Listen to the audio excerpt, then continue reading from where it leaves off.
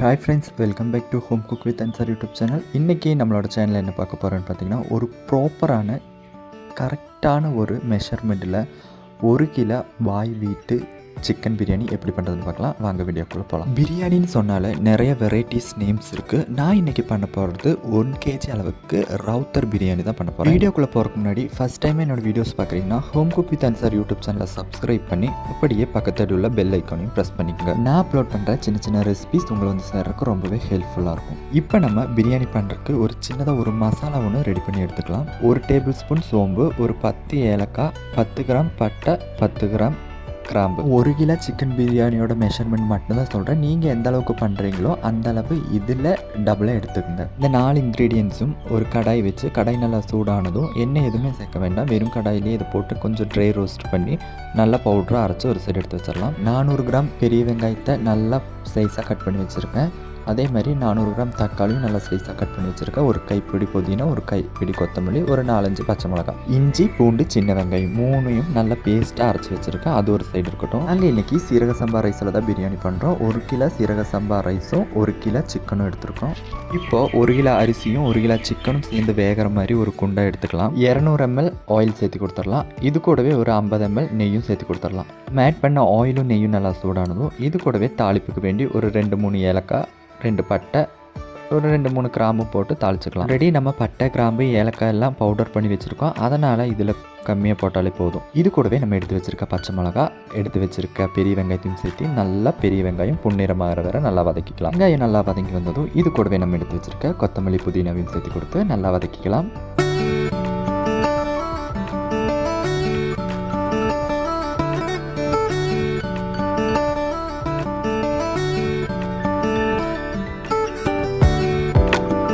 இது கூட நம்ம பொடியாக கட் பண்ணி வச்சுருக்க 400 கிராம் தக்காளியுமே சேர்த்து கொடுத்து தக்காளி நல்லா வதங்கறதுக்கு வேண்டி கொஞ்சமாக உப்பும் சேர்த்து கொடுத்து நல்லா வதக்கிக்கலாம்.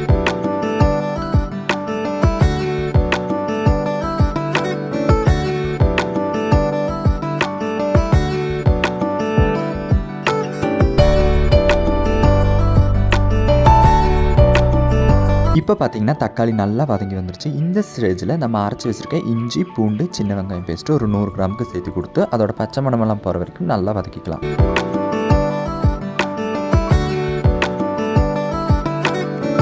ஆட் பண்ண இன்க்ரீடியன்ஸ் எல்லாம் நல்லா வதங்கி வந்ததும் நம்ம பவுட்ரு பண்ணி வச்சுருக்க பவுட்ரு இது கூட சேர்த்து கொடுத்து நல்லா வதக்கிக்கலாம்.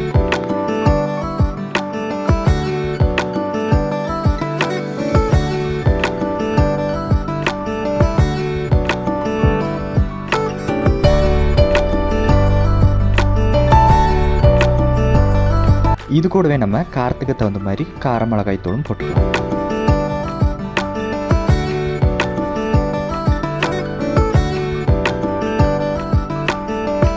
இப்போ பார்த்தீங்கன்னா நம்ம ஆட் பண்ண இன்க்ரீடியன்ஸ் எல்லாம் நல்லா எண்ணெயில் வதங்கி கலரே மாறி வந்துருச்சு. இந்த ஸ்டேஜில் நம்ம ஒரு 200 ml தயிர் இது கூட சேர்த்து கொடுத்து கூடவே நம்ம வாஷ் பண்ணி வச்சுருக்க 1 கிலோ சிக்கனையும் சேர்த்து கொடுத்து நல்லா வதக்கிக்கலாம்.